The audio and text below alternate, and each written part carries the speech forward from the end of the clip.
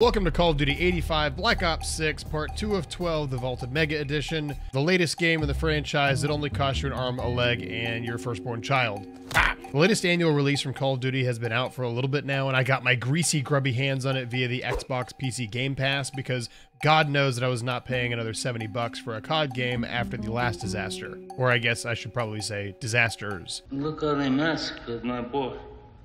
Every time a new Call of Duty game is released, I am pretty skeptical, and for good reason. I just always assume it's going to be a cash grab, like meh, copy-paste game until I'm proven otherwise. I have not yet been proven otherwise in the tasteful thickness of it. The last few games, but I hope this time it'll be different. I can fix her. Based on a true story. My relationship with modern Call of Duty games is an abusive one because each year I say I won't play the new release, but then I go back to chasing that dragon and my finger just slips and I click download. Shame on me for that one. Considering that Modern Warfare 2's campaign was mediocre and Modern Warfare 3's was just terrible, my expectations for Black Ops 6 were at an all-time low. To be fair, the last COD campaign I somewhat enjoyed was Cold War, so at least the Black Ops series in general just always has some fun campaigns with interesting twists and very trippy moments. I usually really enjoy them, so I decided to give Black Ops 6's campaign a chance. And so far, Black Ops 6 is actually pretty good. And I'm just as shocked as you are, trust me. So I want to talk about it. I want to talk about why it's so good. There are some really cool moments and mission variety as well as new plot points that work for a COD game. This video will have some spoilers in it, so if you actually care about that, which I don't think most of you probably do, fair warning, but moving on swiftly now.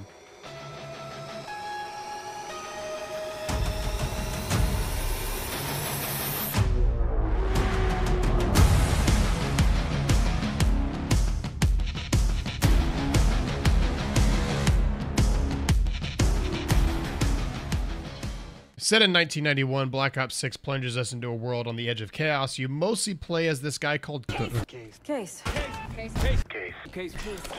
during the game, periodically switching to other operators that are on your team. The main goal here is to stop the Pantheon from conducting a classic false flag attack on US soil. Remember kids, jet fuel does not melt steel beams. The campaign has tons of twists and turns and has some of the best mission variety of a Call of Duty game in ages. It is so refreshing. Black Ops 6 has some of the most unique missions that I've seen in a while, while also including some of your standard fare ones. But missions like Emergence and Separation Anxiety were so interesting and fun. Emergence was like this Call of Duty meets Atomic Heart in the absolute best way possible. But this game definitely kept me engaged for the entire 10-hour runtime.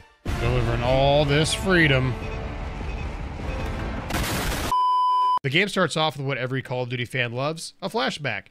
This giant dickhead Livingston is raking you over the coals because of some guy named Alawi and trying to get him back. Harrow is trying to defend the team, but Livingston was basically having none of it. Here you need to remember Marshall, Woods, and Harrow. They're all important for pretty much the entire game. Okay, flashback time. Your team starts off by bombing a school bus. I'm just kidding. You bomb a military caravan with absolutely no civilians in it. You drop in, you smoke some dudes, you grab Alawi, and boom, surprise. It's a modern Black Ops game, so of course you're going to have Adler in it. What in the... Oh, that's the guy from the other game. You just killed a high-value target in cold blood. Alawi can't fall into the Pantheon's hands. Or Langley's. The CIA is compromised. But it's not me. I'm just the fall guy. Which is awesome because Adler is actually the best new character in Call of Duty in like forever. And you know what? I'm just going to say it.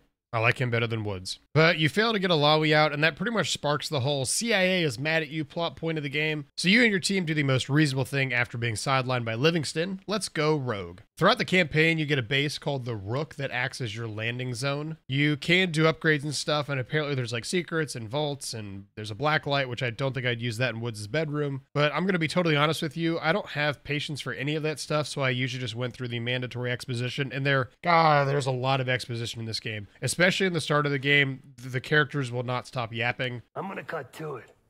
We can't do shit with this house, considering our money situation. This place might have been fine for Adler, but for a team, I'm thinking overhaul, an armory, place to train. 2,000 years later. Gear bench, not to mention anything else we might end up needing. But I pretty much just played the missions with like minimal upgrading on my part. Now we got to get the band back together, starting with Sev and assassinate a man on a yacht because we're jealous that we do not have a yacht or any babes on said yacht. Me being the top rogue Black Ops operator and best Call of Duty player of all time, I am successful in maneuvering through every single enemy without harming anyone.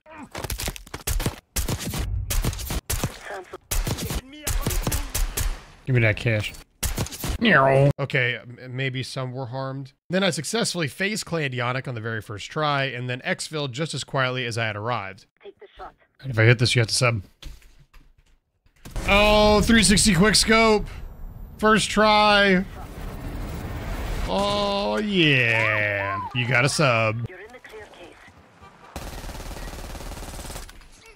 Idiots. Oh, they're actually shooting back. Get in. Yo, don't shush me. We gotta go. Someone shot it back. Go. But Yannick was just the start. The real target are these three big old boys in the guild. After doing some roleplay with Sev, she starts the chase. Now, this right here is where Black Ops 6's graphical fidelity and quick geometrical loading times just completely shines. What the?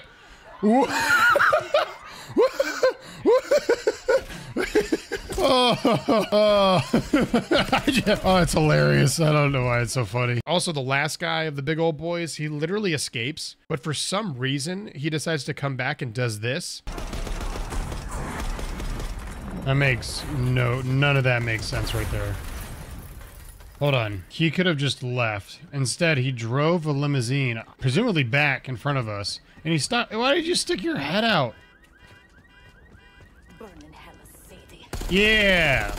I mean, he comes back and the worst limo driver ever decides to just slip or slide on another car and then boom, the mission's over. It was just thrilling. I do love American politics more than anything in the world. What better way to break Adler out of a CIA black site than crashing Governor Clinton's party? Oh, it's Clinton. I did not have sexual relations with that woman. Yes, that's Governor. He had not yet been president since this is 1991. It is simple. It's a simple job. Sneak in. Oh, look, Harrow's here. Act natural, and then find the clock. Break his neck. Oh, what if I just take him down right now? We gotta put him down. Don't let anyone in. You're caught assaulting a security guard. You've obviously done this before. Can't argue with the results. Once you grab the clock and blackmail a senator, classic American politics, we get access to the CIA black site holding Adler. So we brought him in, and now we're getting him out. But once we get Adler, we probably get the coolest exit scene in the campaign. I mean, who doesn't love a classic patriotic American motorcycle chase scene? Just like that, huh? Just like that. Why does he get his own?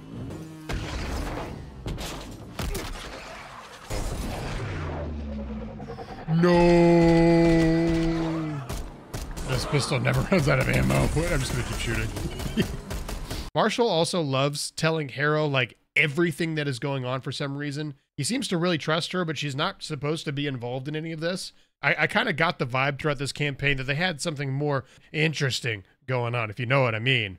I'm not going to lie. I really thought the campaign was going to take a turn for the worse here. I hated Modern Warfare 3's open combat missions, which are just, they were soulless, they were lifeless, they were Walmart Far Cry levels that were just so incredibly boring. But hunting season isn't as bad, actually. It's probably still my least favorite mission of the campaign, besides meeting the aggressively British Captain Gladney. You basically have to scratch the SAS's back so they can help you invade Saddam's palace to grab some of the Pantheon's bioweapon called the Cradle. I guess Bush was right, and they actually did have WMDs, but the SAS just kind of takes you at your word for it, which I thought was odd because they don't know you. But hunting season is very open with like 1,000 different ways to complete it. No way.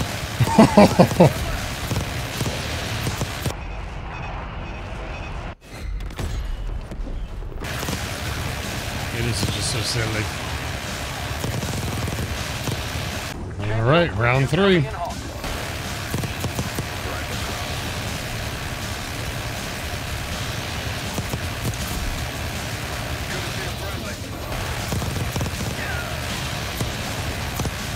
There's tons of POIs, which I recommend doing all of them because it makes the palace raid and the next mission much more manageable. Plus, you get some pretty cool kill streaks, like you get some bombs, you get basically a chopper gunner you can use, and you get a mortar strike. So, highly recommend that if you're going to play this mission, you might as well have all the tools to play with it. It does make it a bit more enjoyable at that point. Where hunting season felt a little bit like knockoff Far Cry, the Cradle just sort of excels in being a classic, bombastic, Michael Bay, boom, explosions Call of Duty mission. It is so simple, it is so straightforward, but I really, really enjoyed it.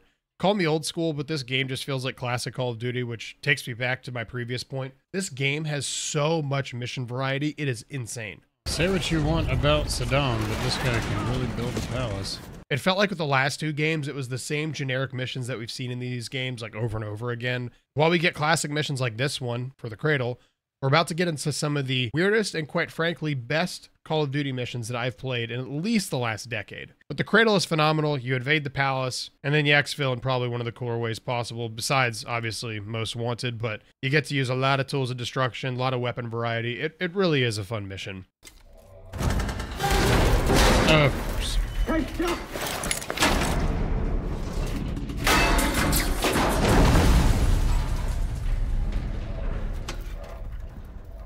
Hang on, I've got... Hey! And the mask is broken. He's definitely... No, he's dead. Case is definitely dead. Okay. Oh, this has turned into a horror game. See security for access. Oh, gosh. Whoa! Okay. Okay. Okay. I'm so confused right now. Is this... Oh, gosh. Hello? Well,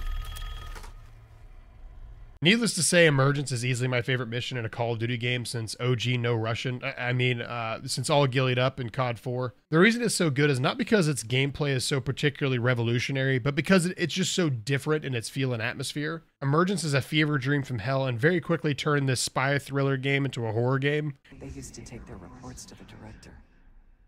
Now it's up to us. He's a monster, like the rest of them. Gosh. I was gonna say that's too easy. Venom? That's definitely Venom. Where's Spider-Man when you need him? Nice. Yoink.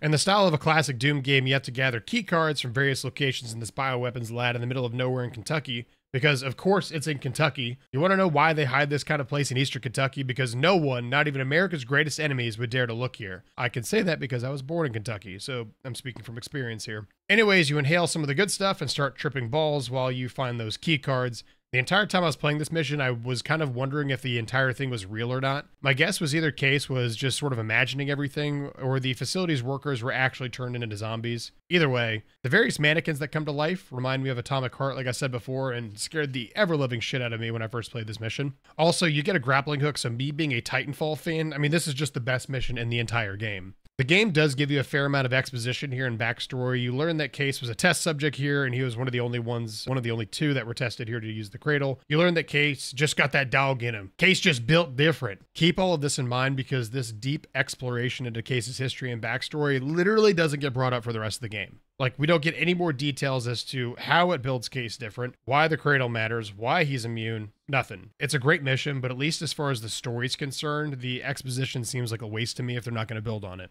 But I think they're probably setting it up for Black Ops 7. Aw yeah, Mo's going to Vegas, baby. Welcome to Payday 4 Call of Duty. We're now in the casino robbing business. You basically swap between Marshall and Case in this mission. Marshall has to win one hand of high-stakes poker, and Case has to swim in the sewer. Yeah, I think I'd rather be Marshall. Showdown, please. Full house. What? Savings full of jacks. Look at their faces.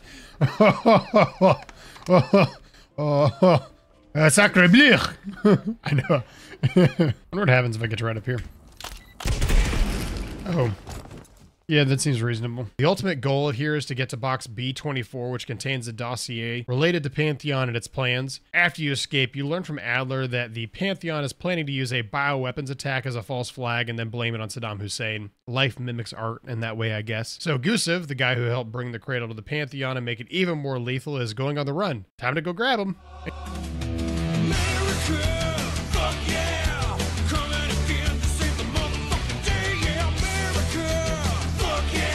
In ground control, you are going to grab Gusev, the Russian dude who helped Pantheon with the Cradle. Adler calls in a favor, and you can get some backup to take him down. This is another mission that I'd call classic Call of Duty. You're in the middle of the desert, you're fighting tons of guys, you get a lot of weapons, and it's pretty explosive. It's another really good one. After leveling a lot of the airport, you get to move in, fight your way through multiple sets of bad guys through the airport. Adler just casually commits some war crimes, and then you board Gusev's plane. But wait, Gusev isn't on that plane, he's on another plane. So time to go to that one.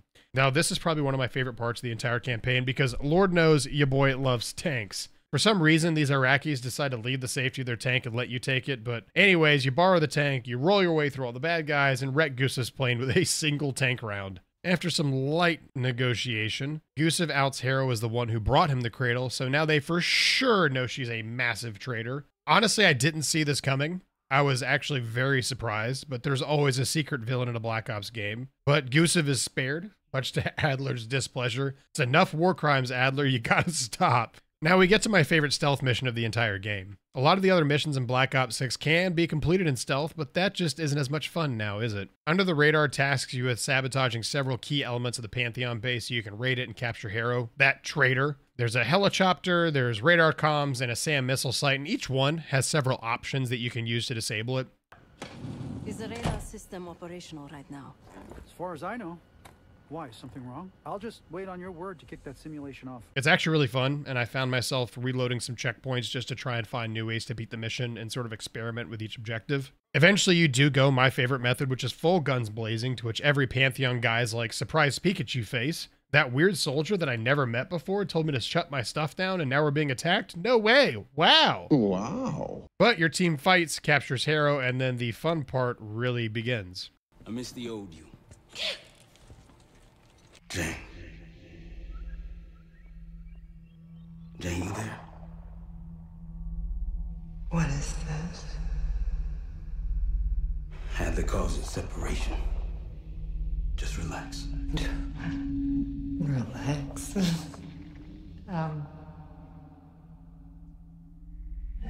Try. As we've seen before, Adler has a knack for war crimes, and he has a special truth juice to use on Harrow since, you know, she's all strong-willed and not talking and stuff. If Emergence was a fever dream nightmare, then separation anxiety is a schizophrenic panic dream filled with trauma-induced repressed memories. At this point, we know Harrow sucks. Like, she sucks a lot. But after Adler gives her a quick shot of mind control juice, we get to learn more about why she chose the path she did. Many games don't really do this, where they actually give proper motive and humanize the villain. I mean, the CIA did, like, you know, totally assassinate her parents, which is wild. There are also some elements of her memory that we can't trust. And originally she thought, oh, yeah, it's Adler. Target's eliminated. Oh. Negative. We're done here. Yo. Oh, wait, is it? Is it really? A false flag attack? They won't buy that bullshit. Oh, they'll believe whatever narrative confirms what they want to believe. That's the easiest part of it all. How do you know someone else didn't kill your parents? They could have been the goddamn Pantheon themselves. You were a kid.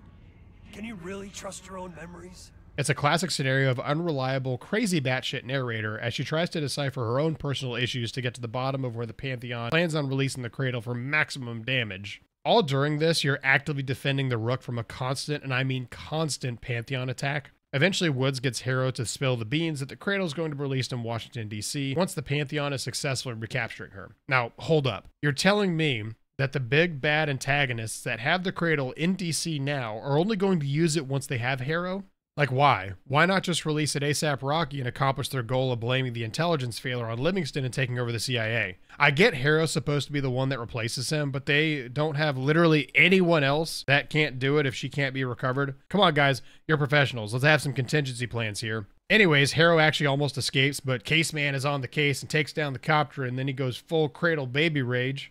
It's at this point that the game cuts off while Case is strangling Harrow, so we're not really sure if she actually dies, or if Case dies, or if he survives, or if she survives. The game still didn't explain Case's condition either, just so confusing.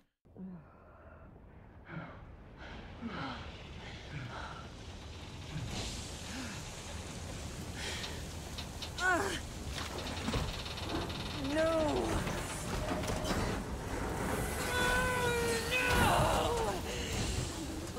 What you've done! I know You shot him. Our case.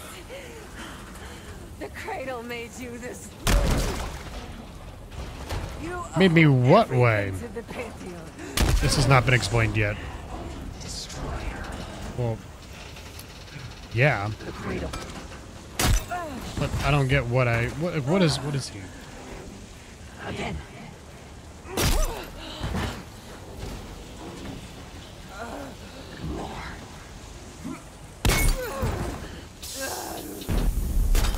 Oh, here we go. He's tripping again.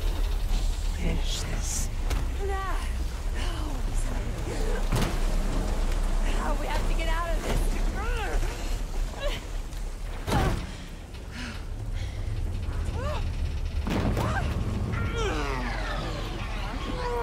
Yeah, he's tripping again.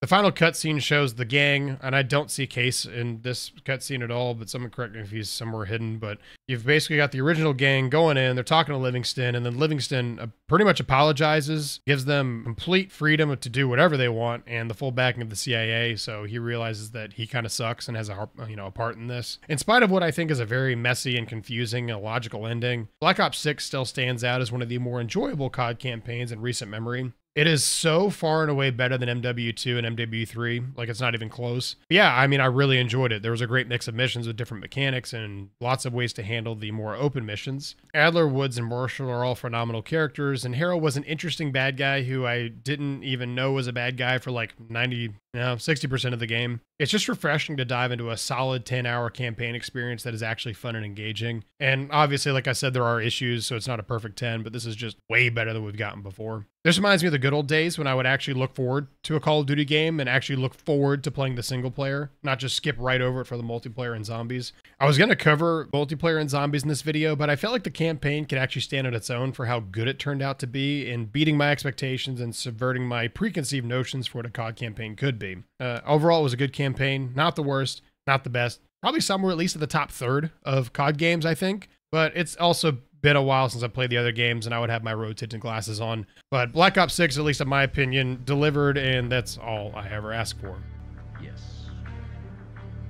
The Cold War may be over, but the world is more dangerous than it's ever been. The nature of our enemy is unclear now. What do you want us to do about it? What you've always done. Protect us.